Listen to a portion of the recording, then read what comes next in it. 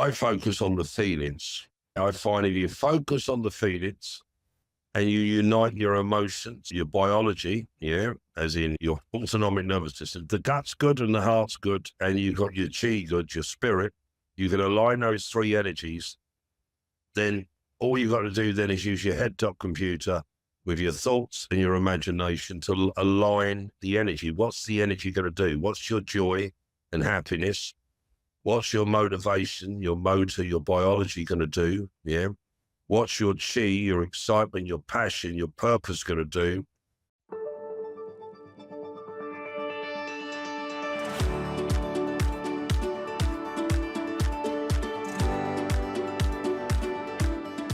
Hello to my listeners.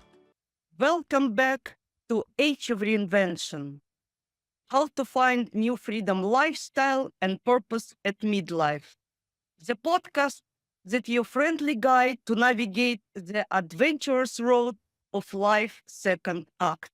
We are absolutely thrilled to introduce you a very special guest, Lee Tunney Ware, a true titan in the realm of personal and business development. His journey from overcoming early obstacles to empowering others to reach their goals is a shining example of resilience, adaptability, and real courage. This is a narrative and voice that's bound to captivate you. Ready to explore the world of entrepreneurship, balance, and life reinvention at any stage? Fantastic. Because Lee's insight as a gold mine of actionable strategies, seasoned with humor and few life lessons we can all apply. Hi, Lee. So happy to see you in my studio today. Very good. It's good to be here. It's good to see you as well. Love your glasses. Thank you. Thank you. And again, Lee, it's truly inspiring for me, and I believe to all our listeners who will know you, that you are with us today. Your personal journey of entrepreneurship is a testament to your unique spirit, because leaving school at just being 8 years old and forging your own path in the future, it's pretty unique. Could you share how this early leap shaped the heart of transform coaching and consultancy services that you are leading today? And perhaps what was a defining moment where you realized this is my calling? Good question. How far do I have to go back? A long way on the sound of it. I suppose I've traced the pivotal moment. I never realized I was doing what I was doing when I did it. But it was more about my brother being bullied at school that was my defining moment. We grew up in Ireland in the late 60s, early 70s, and to have an accent like my brother and I've got wouldn't be a good thing, even though our family's Irish, but our accents didn't explain that. So we would have got a lot of bullying. My brother was partially sighted and a little bit autistic, so he already could already draw attention to himself. But it got quite extreme, and there seemed to be no letting up. And I remember taking my brother out of school at 8.5. I was 8.5. He was older than me. And I said, we're leaving. And we left school and went home. Leaving school was easy. It was more when I got home, Mum wasn't impressed. And then Mum said, wait till your dad gets home. And my dad, he was good entrepreneur, very good man in many ways, but in those times they didn't spare the stick. So I was told that we were going back to school. I told him we weren't. And after a bit of a hiding, he said, our teacher, you'll be going to school tomorrow. And I told him no. And the reason I said no was that I knew it wasn't the right thing for my brother. I was quite happy to go back to school because they half left me alone. Why is that my pivotal moment? Is because I learned to commit to a future then. And I've never let go of that skill. I think if I had a superpower, it's being able to decide as in to assess the data and know what's the right outcome or the right route to market, whatever, and commit to that. And that commitment could be what some might call resilience or what some might call grit. I just hold on to that future because I think a lot of people see it as a decision. I see it as creating the future. So then I just hold on to that future, and anything that's said in real time or done, I just hold on to the future. And that's really been my superpower throughout my life, really. Whether that answers your question, Emily, I think it does, but willing to be questioned a bit more on it if you want. Thank you. But still, as someone who has woven resilience into the very fabric of their life, your story is a real inspiration. Could you share a time when you drawn this lesson of inspiration, resilience, of self-worth, and bounce back that you now pass on to your coaching client? Oh, very good. It's probably easier to hear with my kids, because it's the same technique. 4 of my kids have fought for their country at the same time at high-level international karate. There are only 80 kids fight for the country. They done it 4 years running. It was only because of COVID they stepped out. That transference, it sounds like it's something you give or something you teach. It's more being able to go in with your words or with your communication or interaction to be able to get hold of that peace inside somebody that's truly there, away from the noise of the overthinking or the imposter, away from the doubts, away from the fears. It's to navigate past, because they'll tell you, I don't think I can do that, Lee. I don't imagine I can do that, Lee. They're 2 different bits of data. One's thought, one's imagined. So I can't see it in my mind. I can't imagine that. So if they can't imagine it, they can't create it. If they can't think it, now think it as in decide to reason that into a strategy along with a vision.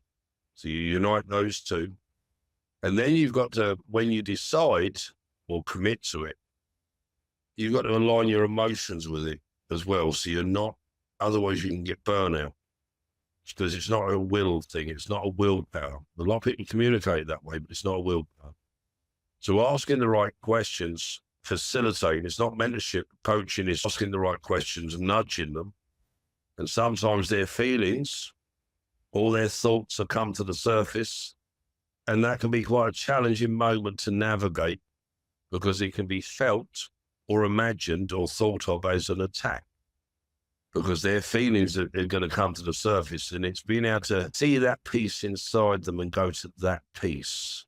And so that piece to me would be their complete self, their flow, their synergy. And to not, even though they're talking to you, the words and the language, and they're giving you the metaphors, and it feels like this, Lee, and you don't understand, they give you all of that, but it's being able to hear beyond that. And when you can hear that piece in somebody and speak to that, then you can bring the best of them out. Because I think that life and society, education, and not in a negative, but I think it can layer us. It can feel like it's buried them. Where I prefer to look at it as planting you. It plants you, so it's not a resilience. It's once you find that piece in you, you can grow right through all of what's been put on you. So I think that's the easiest way. So when I'm working with clients, with my kids, I've known them since they took their first breath. So some play at high-level rugby, some at karate. So being able to bring the best out of them and for them to have that piece in them, it's a similar thing with clients. Your children trust you. You want to do your best for them. You want them to not make the mistakes you've made. You want them to have the easiest life going forward. So with respect, my clients are like my kids. I have the same value for them. I want them to succeed. Sometimes I have to have the straight talk with them, the same as I do with my kids. But it's having that depth that you're that committed to their success and that committed to finding that superpower within them so they can have that success. And I think that answers it, my friend. Hopefully it does. They say children are our best teachers. But really, And I've got 11, so I have a lot of teaching. I've learned a lot of learning. You can show the picture. I see half picture of your wonderful family. And I remember it's always in your mind and your way of thinking and operating. Yes. Yeah. And they're not all there, believe it or not. That's only, I'll bring it closer. Not all 11 here? No, they're not all there. Just a couple of those are girlfriends of all the boys are there. That would be Isaac, Jake, Alex, Josh, William, Tom. So all the boys are there. But these are two of the boys' girlfriends. But that's Phoebe, Olivia, and Poppy. So And you have Emily, I remember. Emily, special Emily. Yeah, Olivia.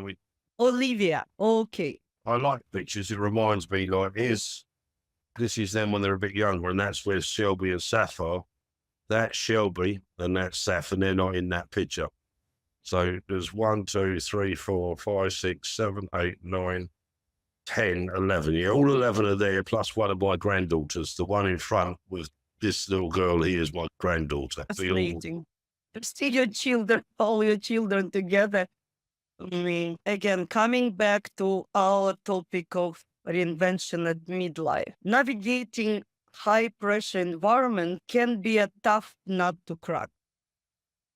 From your treasure trove of experiences, what is the most common myth about success that you debunk for your clients, especially those superhero achievers stepping into their midlife reinvention? Very good. The couple of parts that wouldn't be what you would call abnormal that I hold on to.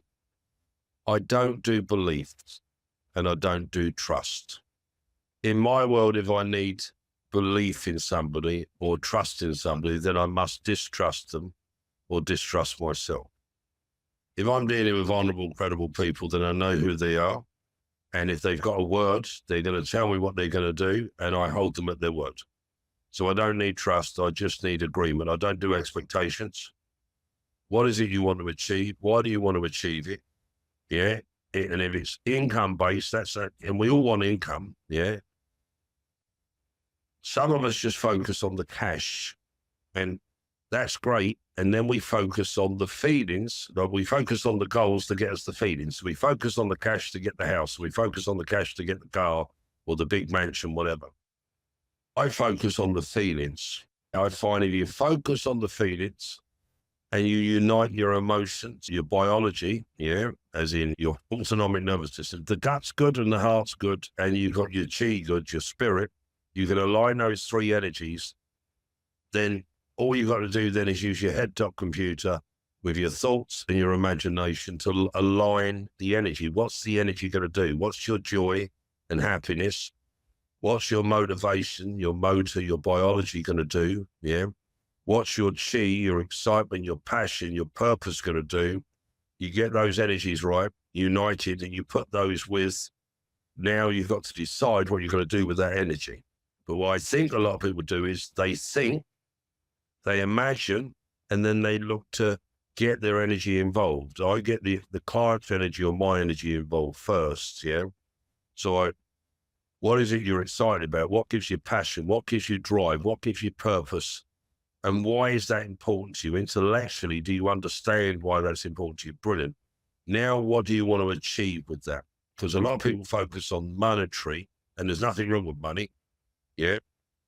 And I was a millionaire by the time I was 20, yeah, just in between 20 and 21. So this isn't like something I've learned from a book. This is something I learned to harness my energy at an early age.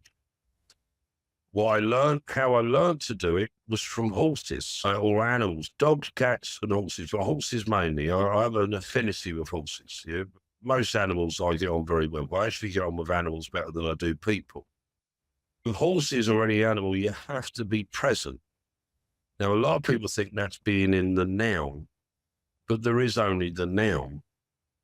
However, if your energy is split, if your emotional energy is still in the past, or your motivation's in the future, your emotional energy is in the past because you've got trauma or hurt. Your motivation is in the future. Your pride might be in the bin, which means your pride's in the past, which means you've got no purpose, no passion. So being present is not having anything left from yesterday or the day before, the week before, the year before, that's interfering with today. Yeah. Now, a lot of people focus on the future, I think, the wrong way with worry. Worry is where they're thinking about it, and that triggers the sympathetic autonomic nervous system, or their imagination is triggering it. So we take away our motivation by the way we imagine or think. And then what we do is we start to visualize or utilize affirmations to put the left and right brain in sync. Where if we hold our energy and we can get our energy present, yeah, then all we have to do then is interpret that energy. What am I passionate about? So if we're going to use the past at all, we look at the past as a reference of what brought us joy, happiness, what gave us passion, what gave us motivation, and we take that we can sometimes get motivated for others. So there's the outside and inside world. So yes, I might be happy serving people and doing stuff for people, and that's part of who I am. However, I have to harness that energy in the best place of service. So when it's all put together and you're utilizing your head-top computer, your left brain as in your thinking ability, your strategic side of your mind, and your imagination and creative side part of your mind, and you overlay that on your energy, then you haven't got to fight with your energy, because your energy generates the thoughts and the imagination, and you're in flow. So that's what I do, and that's why I don't teach it, because it's more an intuition. So if I take it out of me, it's no longer in me, which means it's not intuition. The IN comes off and it becomes tuition. So what I do, the same way I learned with horses, especially big horses, they make you very present very quick. And I grew up with horses. And believe it or not, I used to terrify my mum. I used to do a hell of a lot of horses. I could stand, we had two Irish drafts, they're big horses, and I used to have a foot on one back, foot on the other, long reins, and go over jumps standing up on their back, because I had this image of when I was a kid, I was going to go in the circus. So I had very little fear. But the horses would follow me like a dog would. But what it enabled me to do, horses, you can't communicate to them like a human, so it's more your energy that communicates. So I learned to be able to transfer or put myself present with a horse where the horse was coming. I actually can do it with animals better than I can with people. So it taught me at a very early age to be conscious of the feelings I was having, because I found if I was scared, that would make the horse scared.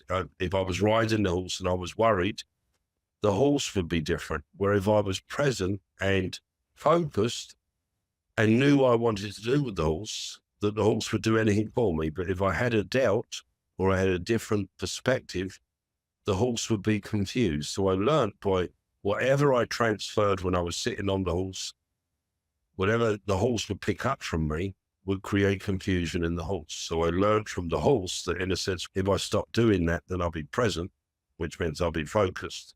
And seeing your love for animals and how it intervenes with your life, it's really heartwarming.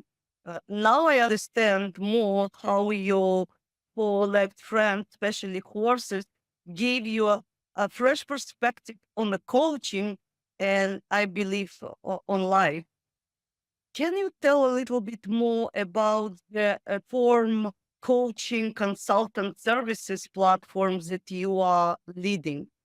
And I'm curious how it can help to my listeners looking for reinvention in midlife. As I said before, I don't do beliefs. So if I go back to that moment when I was a kid and I committed, most people want to believe in themselves. Yeah, so I'll start there. They want to believe in themselves. I say that's impossible, even though there's so many books written on it. Belief is from present to future, and it's external. So, for example, what's your name? Yeah, what is your name? Emily? Okay. Do you think your name's Emily? Is it your opinion your name's Emily? Do you believe your name is Emily, or do you know your name's Emily? Depends on the situation. Okay, let me change. Is there a ceiling above you or a floor below you? Physically, yes, but spiritually, I believe I can. Well, I get that. I agree. I agree with that entirely. However, what happens is that the feelings we have can control our spirit. We can get caught with a thought and that can control our chi energy or our spirit energy. We can get caught in our imagination and our energy gets shattered, fragmented within us. And that's within us. And then when we communicate, we can affect the energy within others. If we're not affecting the energy within others, most people will want to motivate or inspire others, which in my world is a form of manipulation. Be able to talk to the human where they make the decision. So I can believe in you, you can believe in me, but I cannot believe in myself because it says I believe in you, which means I don't believe in the outside of you, I believe on the inside of you. As in your abilities, your character, your integrity. What does integrity mean? Outside, it means you keep your word. Inside, it means that your left brain, integrity inside means, bear in mind it's I-N, integrity means your left brain, your imagination, as in your thoughts and your imagination, your heart, your gut, as in your physiology, and your spirit are united. That's integrity. However, what most people have, they have a thought that thinks one thing, an image that shows something else, their emotions say something else, their gut is in stress or stuck, and their spirit energy is blocked because of all of. But when we get our left brain aligned with our imagination, or I'd imagine you do it this way because you've got a good energy, is if you've got a good spirit energy and you can go to that energy, you can align that and then utilize that spirit energy to align your biology, your emotions, your thinking, and your imagination. If we live a life on belief, then it means we don't know what we want. We just have a very close idea to what we want. Because if beliefs were true, they'd be called the truth. But in fact, they're called beliefs are the barriers to the truth. Beliefs are the consequences of us not knowing the truth. When we know with every part of our existence, it's the dawn of our conception. And that's what our commitment is. Then that, because I would say people are majestic, authentic creators. So to be a majestic, authentic creator, every part of our existence, our thoughts, our imagination, our emotions, our biology and our chi must be aligned. But if our energies are caught in the past, then we're anchored by the past. So that could be because of trauma, or that could be because of states, fear, failure, whatever. The fear is future-based. But if our energy is caught in the past and some of it's present and some of it's in the future, worry, concern, doubt, or vision, mission, if we haven't aligned our energies and we've fragmented it, then we've only got a small percentage of us that's pushing forward. And when you think of the people who are having it, because they say, I'm not as motivated as I was, because their energy is not focused on what they want to do. It's more focused in the past with the dread, regret, remorse. So when we align our energy with that spirit, that chi, that's alignment of self. Once we've aligned self and we decide on the future, as in we're going to create the future, the last bit is, this is where I think people go wrong. I think they make a big mistake. It's, I control my breath and my heartbeat, my space, my presence in this world, mine. I don't control my wife and my kids. I'm in harmony with them. I listen to them. They tell me what they're going to do, which is future-based. If it's in line with their values and principles, and I feel it's in line with their future, if not, I will ask them questions. How is that going to serve you? How is that in line with what you told me last week? And I might ask them then, which one's telling me the truth? Last week, yourself last week said this, your present self saying this, which one? Why did your energy change? Why have you told me one thing last week and something else this week? It means their brain's getting in the way, see? But when they can align it all, then we can speak into existence. That's when we can manifest, that's when we can attract. But we don't have the right to control another heartbeat and another breath. That's where communication, values, principles, empathy, sincerity, integrity, honor all come in. I can express without doubt, fear and insecurity a future. I can ask, is it, if it aligns with where they're going, then we've got to win. If they're just jumping on my bus or I'm pulling them on my bus to get where I want to go, what about them?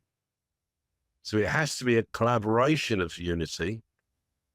And that's where it comes to high achievers. High achievers have normally done a lot of work on themselves and they might be blocked in one or two areas. People that want to get to high achievers, their energy might be fragmented. So it's more of self-awareness. Why am I doing this to myself? That's what most would ask. I wouldn't ask the why question. Is this what I want for myself? Are these the feelings I'm enjoying? Does this give me passion and motivation? If the answer is no, then what would and how can I focus my energy on that? But as soon as we ask the why question, we go back into the past, which means we're not present. We're trying to deep dive ourselves to understand or look for memories or experiences that we once had, which means we've moved from our life to our past. Does that make sense, Mark? Yes, it makes sense. And I'm again thinking, and I would just, there is a lot of information you're packing in a short time.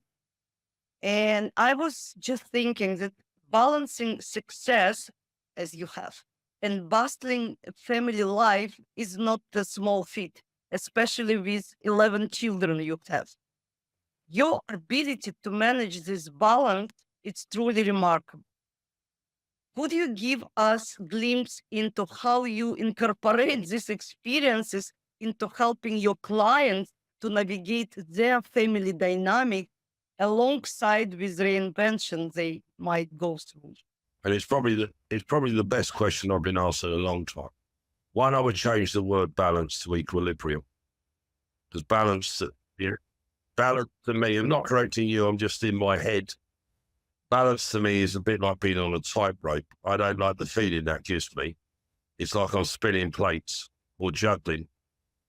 Equilibrium, so a couple of bits, and it works for me. First of all, I don't do it on my own. My wife is phenomenal. We align goals. I know what her dreams are. I know what her passions are. And so it's important that there's a unity.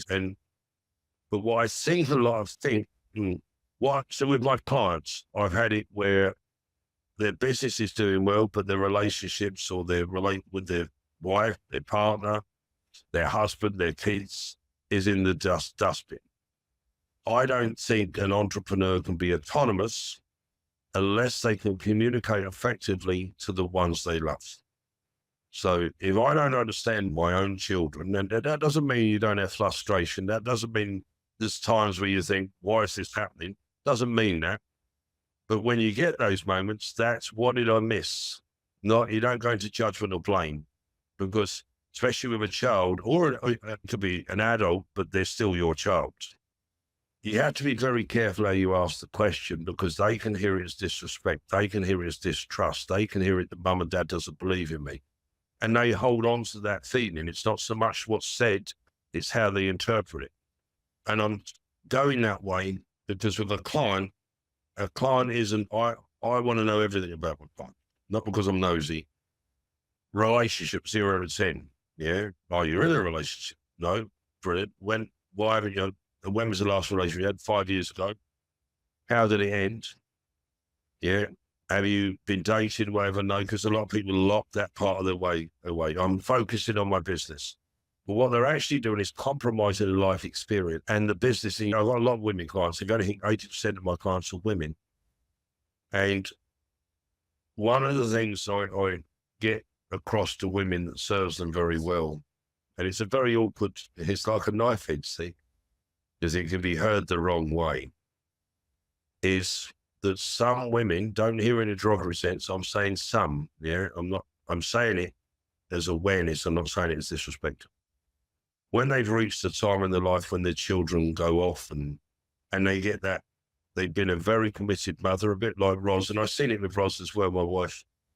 And I found it was, and this is where I became aware of it, because it was challenging for her. The kids were growing up, and it's like, and she's worked very hard, built 3 businesses with me, and good businesses, so she's a good businesswoman. But I noticed personally that as the kids got older and they were starting to leave, she felt she was losing her spot. And personally, that was a struggle for her. Not talking bad about her. She's a phenomenal woman. And then she jumped into other things that kept her feeling and kept her focused and maybe give her passion. And when we spoke about it, she said she had a void. And I've noticed it with a lot of women clients. They have this void in their life and they go all out in business, and nothing wrong with it. Nothing wrong with that. However, they're not emotionally autonomous and they become somewhat disconnected because they're in, and men do it as well, but I've noticed it more in women, but that's because I work with more women than I do with men, is it's like they put this emotional bit on hold, whether it's their relationship bit, whether it's a relationship with the kids, and it's more a suck it up bit, like I have to be strong. And that emotional power women have is so important to business because it gives them their empathy to understand their client, and it gives them their empathy to express to clients or to prospects where the client knows they actually care. And because they got this void in their life, and because they're looking to fulfill something within them, and because they're passionate and they're empathetic and genuine, when they express that to a client, honestly, authentically, it's not with words, it's more being congruent. So let me take you into a different scenario. Years ago, a friend of mine, who's best man at my wedding, we were talking about this, as in about how do you align? And it's very hard to find the words that explain it. The next day we were out on my lands and we were walking. He was walking with me, my son was with me, and we had a couple of the dogs. We were just out for an evening's walk. And there's an area up there where we had polytunnels. They're like netted areas in. And there was a pigeon inside the tunnel. And we were about 100 foot away. And he said, oh, there's a pigeon there. I said, oh, no. I said, do you remember what I was saying to you last night about aligning your energy, being present? He went, yeah. I said, I'll show it to you. And I walked into the polytunnel with no expectation of catching the birds. The bird was trapped, but flying around an area of about 30 to 40 meters by about, I don't know, 10 meters, 15, about 8 meters wide by 30 to 40 meters long. Flying around, flapping off, banging stuff. And I walked in, I had no intention of catching the birds. I didn't go in with a thought. I didn't go in with an image. I just went in and was present. And I stood, and all I focused on was my breathing, didn't even judge anything. And the bird landed at my feet. I bent down, picked the bird up with my hands, held the bird in my hands, not held its wings or nothing, just held it in my hand, opened the door, held my hand out, and the bird took off. To be present or to align that, whether with clients or in life, is you do have to be in the now and choose the future you want. So when it comes to with your children, your family, your clients, whatever, you have to align goals. You have to align energies. Otherwise, somebody's compromising their energy. And because we're the dad or the parent, we might think we have the right to control their energy. We don't have that right. We have the right to facilitate them on their journey. That's the only right. We have the honor of being their guide, not their controller, not their judge and jury. And sometimes if you can get their energy right, they make very few mistakes. Touch wood, I don't think it's luck. I've got 11 kids, no criminal convictions, no alcoholism or drugs, or no confusion. Like, I've had problems with kids, as in like arguing and siblings, but I've had none of what's in society today. They all seem to know who they are. So when you overlay that, as long as you can communicate with your energy, and you can do that with your clients. When I talk to clients, I ask them what's important to them. But what's important to them? They want to tell me it's success goals. Brilliant. Have you got in a relationship? Yes. And let's say it's a husband and wife scenario. Do you love your wife? And they go, yes. Scale of 0 to 10. Do you love your wife? Like at the same time, there's as much as you did now as you did when you got married. Yeah, we're committed to each other. I didn't ask that. Then I asked why though. I said, because that's your energy blocked. That's your expectations and judgments getting in the way of your wife. And that's the person you share your life with, your bed with. If you can't unite with your wife or your husband or your children, then you can't create the future to the level you want. And if you blame your wife or your husband or your kids, yeah, that's more a defense of you, which means your energy's blocked. To sit down and communicate with them, what are they feeling? And they might say, I feel unhappy. Why are you unhappy? And it might be because they feel frustrated, which is unhappy is emotion, frustration's physical. Yeah. So it's knowing which energy, yeah. But then when you ask them what it is they want, they might tell you they can't have it because of something that's happened. I can't do that because I didn't pass my exam. I can't do that because I never had any of that. I left school at 8.5 years old. So I never learned to judge myself by the certificates got or didn't get. I learned to decide what I wanted, and I never had any reason or excuse that I couldn't get it. And I was lucky that I could speak to my friends, or if I didn't know something, I didn't go and learn it. I went to somebody who had already learned it and asked them to give me, if you wanted to do this, what would you do? And they would tell me. Brilliant. If I follow that, will that get me this? Yes. And if I get stuck, can I come back to you? Yes. So it's being vulnerable and ask. And then if that you get what you want, you have to validate them. You have to recognize them, not necessarily to the world, but through respect and honor, because that person changed your life through their life experience. So then you might turn around and give a hand up. But they may, if they're happy where they are and that's their level of success, you can't give them a hand up, because if you go to give them a hand up, you're actually disrespecting where they are. So you have to realize where everybody is and what success tastes like to everybody. And that's a long-winded answer. So it's just about communication, empathy. And I push people, Emily, I'll push people through their own internal stuff. The only thing we're in charge of is the future we're going to. But if we believe we can't, we're not in charge of that. And if I don't teach my children, or I haven't taught my children, this is their life, they breathe for them, they think for them, then they decide for them. I can't walk around like a chaperone. So I have to give them the internal skills to make right decisions, to judge situations effectively. So that's what I do with my clients.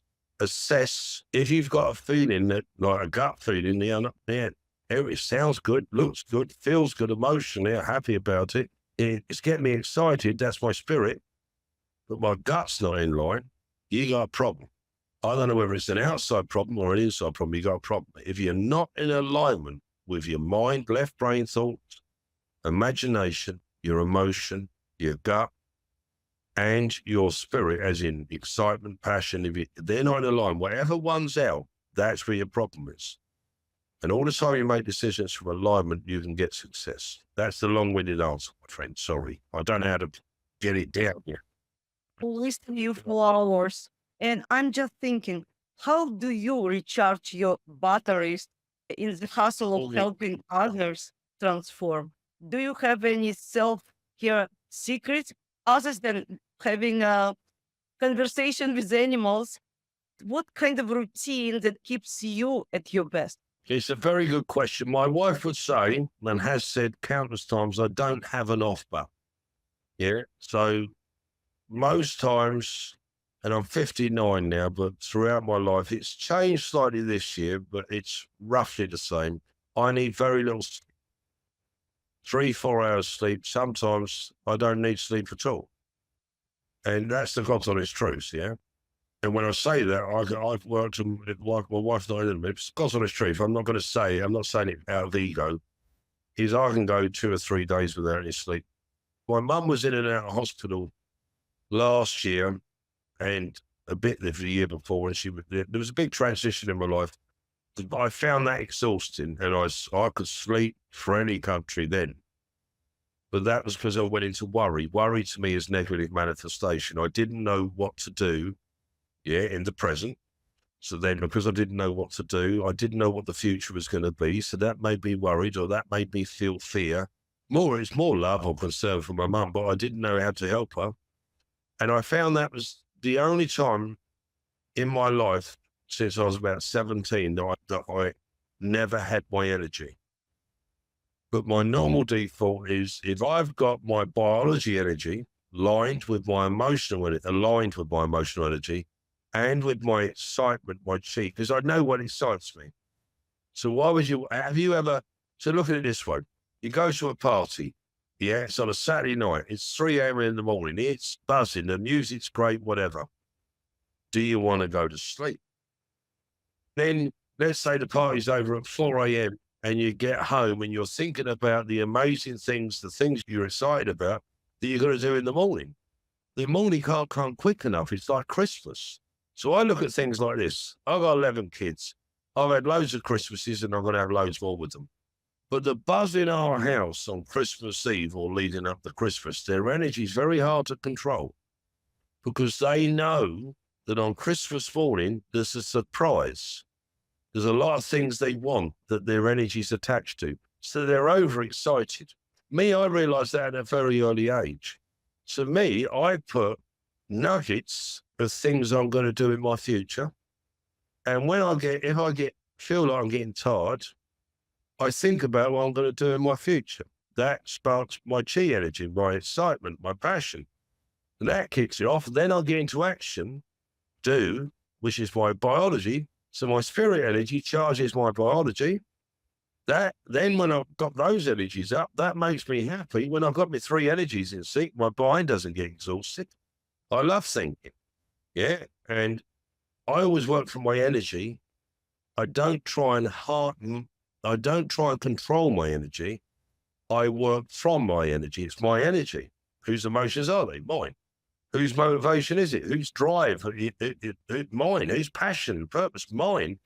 So if it's mine, I don't control it. I am it. But a lot of people want to control their energy, like they split themselves. It's me. My energy is me. So because it's me, as long as the words would be in charge of that energy, yeah, I'm not in charge of it. It is me. So everything I do is from that energy. And because of that's my routine. I don't do ice baths, not against them. I go walking. But I'm looking forward to tomorrow. It's Phoebe's birthday party. So we've got friends and that coming. We've got big marquee and Roz has done flower arrangements and different things. So she's excited about it. Phoebe's excited about it. The kids are excited about it. So the energy in the house at the minute, tomorrow's a bit like Christmas. But if you understand that feeling, whatever decisions or goals you make, you've got to have goals, small incremental goals that create excitement, that create joy. Joy is happiness, excitement is spirit to me. Yeah, goals that create motivation. If you can align all those into the same goal, oh, you're on fire. You don't need sleep. If anything, 3 things I don't like doing. Yeah, I don't like eating, I don't like sleeping, and I don't like going to the toilet because they get in the way of what I want to do. And my last Does that answer question, the what you would advise our listeners who are on a stage of the professional or personal reinvention in the midlife? Very good. That's a good question. What excites you? Bear in mind, what excites you, motivates you. So motivation to me is the motor, the biology energy. Drive, that's where do and action come from. And that's where communication comes from. So what excites you? What gives you passion? That's your chi energy. What gives you happiness? Decide from that place. I know you've got to earn money and preferably a lot of money. Yeah. The more you can harness your energy, your internal currency, and bring it to the outside world, others value it. And when they value it, they're happy to pay you for the energy you give them. So first of all, what excites you, what you're passionate about, what gives you joy, what's your skill set, what can you do better than anybody else? And some people undervalue their skills. The skills are what we do or the way we communicate or the way we bring people together. They're skills if we have awareness of how we do it. People don't pay you for help. They pay you for support. They pay you for systems. They pay you for organization. They pay you for strategy. Yeah. But they don't pay you for like help. When they want to decide on what they want to do, that's one bit there. The second part is, what do other people need from you? So it's all right going out and changing. So if it's in the speaking world or coaching world or product or service world, what pain can you take away with your product or service or communication? What problem can you solve? Because if you can find the pain, you find the problem, and people pay for solutions to problems. So if you can find a pain that your skill set can take away, especially a hereditary pain, I don't mean a physical pain, but it could be a physical if you're a healer. Yeah. Is it has to be something that brings love, joy, and harmony in life, either in your life or within a company or a group or a community.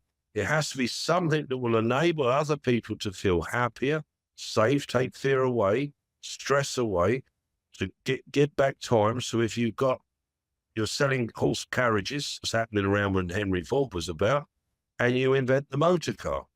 Yes, yes, we can speak for hours, and I believe it's not our last conversation, it's just beginning of the very important series with advices for people being at this stage of life. And I'm so grateful for all your advices, for all your actually inspiration giving to me as well as to others.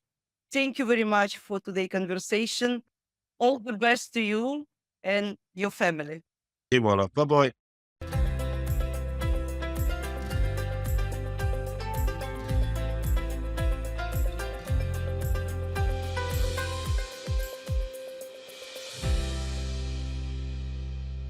And again, we crossed the finish line of another enriching conversation here on Age of Reinvention. A huge thank you to Lee Tunney Ware for joining us. What a journey! What the inspiration!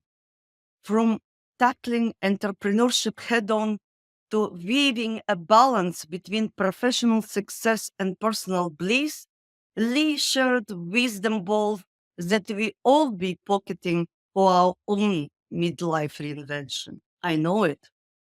Feeling that spark? Ignited by Lee's story and ready to draft your own remarkable chapter? We thought so. Remember, it's never too late for a new beginning. If today's chat stirred something inside you, we're here for it. Reach out, share your thoughts, or even your own stories of transformation. We are all in this beautiful symphony of life, after all. Until next time, keep those dreams ablaze, embrace the shift, and remember, your midlife reinvention is your canvas to paint with the bold, brave strokes. Oh, and don't forget to hit subscribe to stay connected with us for more stories, tips, and laughs. Because guess what? You've got friends here, ready to journey with you. Catch you on the flip side, and here's to discovering the boundless possibilities your next chapter holds. Bye for now.